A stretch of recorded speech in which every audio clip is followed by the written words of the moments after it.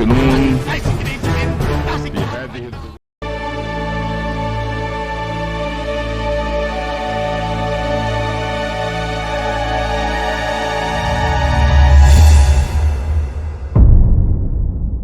بفضل اختراعه الاستثنائي، المخترع المغربي الملقب بأبو البطاريات أعلن على حسابه الرسمي بالفيسبوك أن المكتب الياباني أعطى المصادقة على تقنيته الجديدة بمنحه براءة الاختراع المتعلقة بالشحن السريع لبطاريات الليثيوم.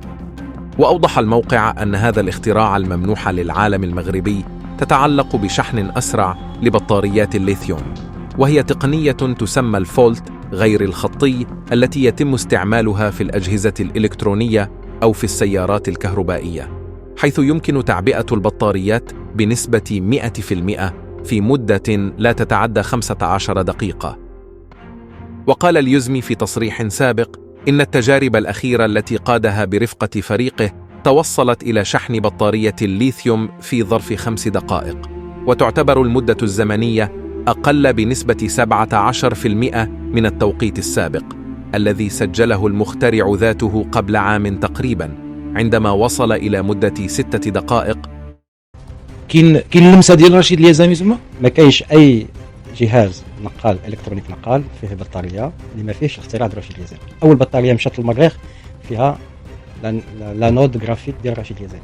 وأوضح المخترع المغربي أن الأبحاث الأخيرة حطمت الرقم القياسي في الشحن بعد أن نجحت التجارب في شحن بطارية الليثيوم في 5 دقائق، وأكد أن التقنية الجديدة في الشحن ملائمة لجميع بطاريات الليثيوم، من بطاريات الهاتف الذكي إلى بطاريات سيارات تسلا. كما ترأس رشيد اليزمي لمشروع علمي جديد يفيد تبديل مادة الليثيوم بمادة الفلور كونها أكثر وفرة وأقلها تكلفة. أكبر وأفضل ثروة تمتلكها الدول هي الإنسان والعقول المبتكرة. تستطيع دولة ما النهوض ليس بمواردها النفطية أو الغازية بل بطاقاتها البشرية.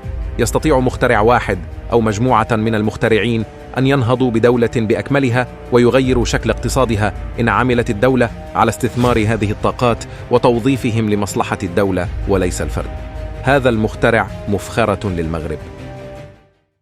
ولكن في صغرك وانت شغوف بالبحث العلمي كتفكر شي نهار وانا اول صانع ديال الهيدروجين في فاس.